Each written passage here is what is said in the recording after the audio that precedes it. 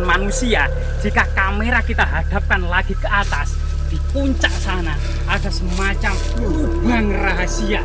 Nah, lubang rahasia inilah yang di sana dipercaya ada seorang ratu yang sedang bertapa. Nah, disitulah. Dan kita menuju sana ternyata juga tidak mudah ya, merengkel ini. Nah, tetap kita akan kemudian menuju ke sana demi membuktikan keberadaan sosok ratu tersebut kepada para netizen ya, pada para pemirsa semuanya. Ayo kita lagi.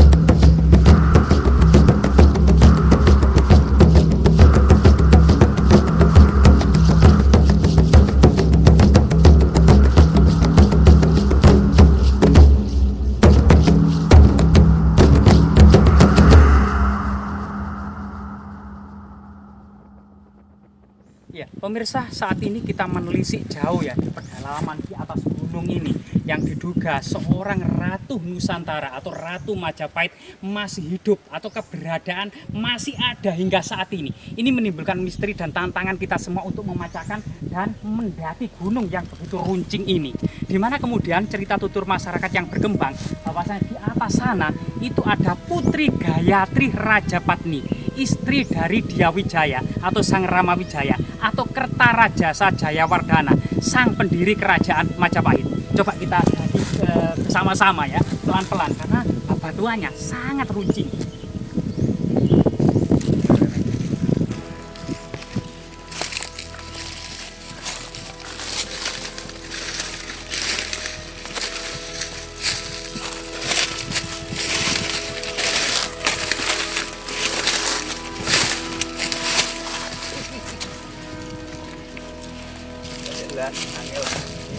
Nah, karena memang kondisinya sempit, batunya runcing luar biasa sekali. Jadi jika kita melihat bahwasanya Diyawijaya, sang pendiri kerajaan Majapahit ini berhasil menikahi putri Raja Kertanegara Singosari empat-empatnya sekaligus. Istri pertama bernama Parameswari Tribhuwaneswari, istri kedua bernama Narendra Dwitaswari, istri ketiga bernama Prajna Paramita, dan istri yang keempat bernama Gayatri Rajapatni, istri termuda, paling cerdas, dan sosok tokoh di balik kesuksesan dan kejayaan Majapahit. Jadi sosok yang terakhir inilah masyarakat kemudian Tulungagung ini sangat bangga ketika di Tulungagung ini ada candi pendarmaan dari Gayatri Rajapatni, yaitu Candi Boyolangu, termasuk kemudian jejak-jejak pertapaannya yang diduga ratu yang satu ini masih hidup hingga saat ini. Nah, kita terus ini.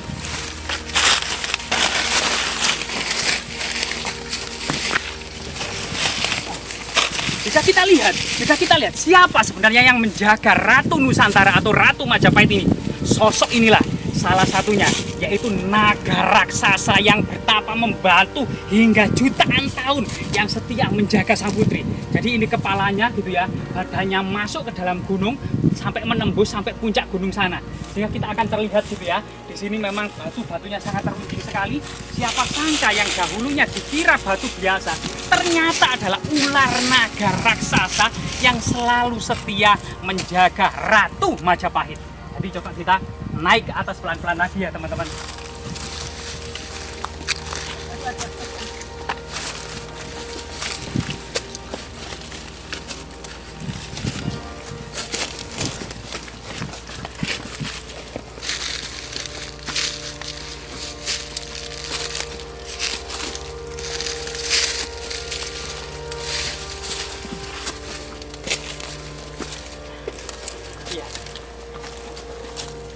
Jadi sambil ngos-ngosan kita ya, seakan-akan suara terengah-engah mau menelan manusia.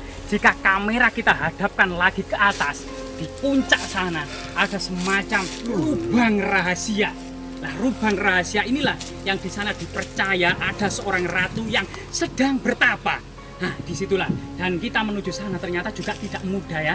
Merengkel-merengkel ini. Nah, tetap kita akan kemudian menuju ke sana demi membuktikan keberadaan sosok ratu tersebut kepada para netizen ya, pada para pemirsa semuanya. Ayo kita daki.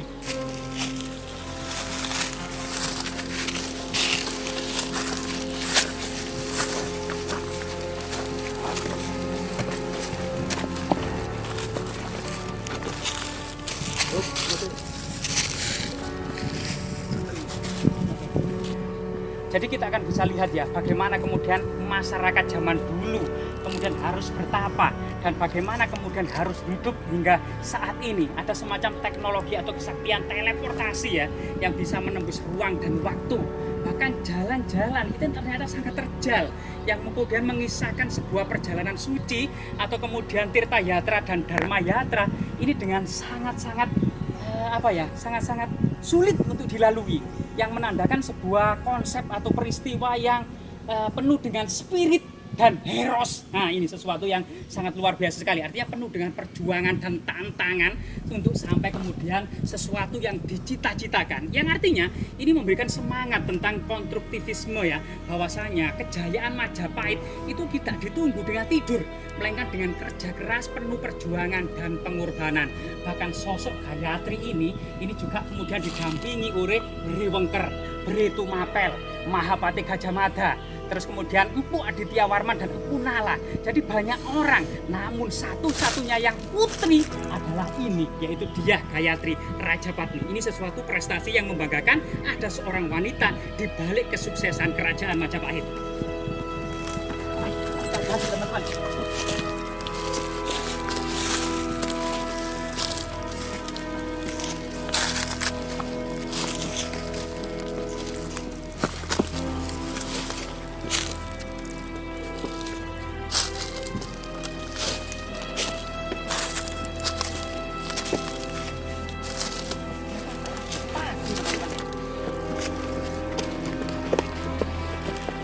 Ini ada sepatu. Ada orang yang sedang bertapa berarti. Artinya memang lokasi ini selain kemudian menjadi situs budaya, situs yang monumental, situs bersejarah, ternyata hingga saat ini situs-situs seperti ini tetap menjadi situs religi bagi masyarakat ya. Ini artinya situs ini terus berkesinambungan, masih dimanfaatkan oleh masyarakat sebagai situs religi yang penuh dengan kesakralan dan nilai-nilai magis lainnya.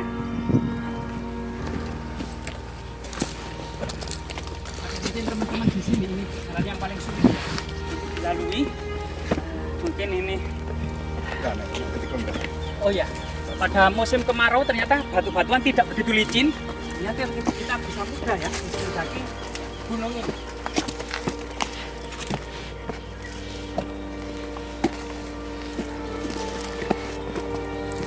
Nah, kita sudah sampai tantangan ya, tantangan yang ternyata ada semacam pahatan-pahatan di situ, juga untuk memudahkan kita untuk menuju puncak seorang pertapa, yaitu dari Ratu Majapahit itu sendiri yang ada di atasnya. Coba kita lihat.